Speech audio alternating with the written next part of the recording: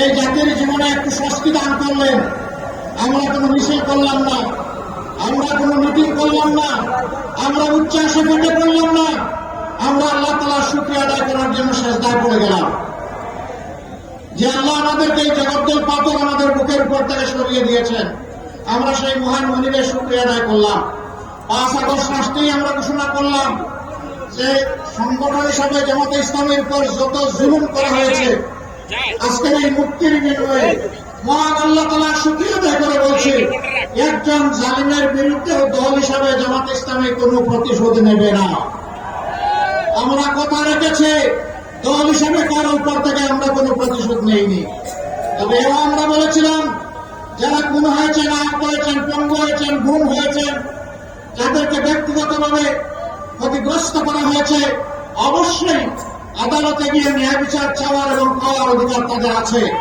যদি এরকম কেউ ন্যায় বিচার চান, আমরা তাদের পাশে দাঁড়িয়ে মজবুতভাবে তাদেরকে সমর্থন এবং সহযোগিতা দেব।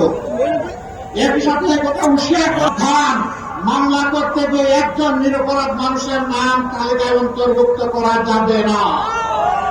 আপনারা শুনে খুশি হবেন, সারা দেশে আমরা লাখ লাখ হাজার হাজার মামলা করি নাই, সব মিলিয়ে 750-র মতো মামলা হয়েছে। 8টা মামলায় একজন করে মাত্র আসামি আছে, দ্বিতীয় কোনো আসামি আমরা খুঁজে পাই নাই, তাই 20টি আসামির নাম আমরা লিখি নাই। আমাদের কর্মীরা আমাদের কথা রেখেছে, আলহামদুলিল্লাহ। সেই জায়গায় অনেকে শত শত মানুষ এবং হাজারো মানুষকে মামলায় ঢুকে মামলা বাণিজ্য করেছেন। সম্মানিত সিলেটবাসী, এই যন্ত্রণা থেকে জাতি যখন মুক্তি পেল, আমরা আমাদের পুরানা সকল বন্ধুদেরকে অনুরোধ করেছিলাম, আমরা যারা মজলুম ছিলাম, মেহরবানি করে কেউ যেন জালিম না হই।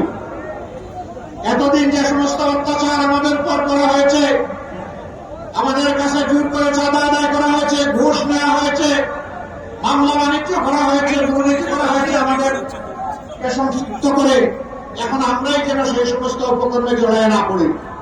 কিন্তু না, সবাই আমাদের কথা রাখেন নাই। কে রেখেছে, কে রাখে না, এটা তাদের ব্যাপার। সেন্সিবল নাগরিক হিসেবে এটা আমাদের দায়িত্ব ছিল, তাই আমরা অনুরোধ জানিয়েছি।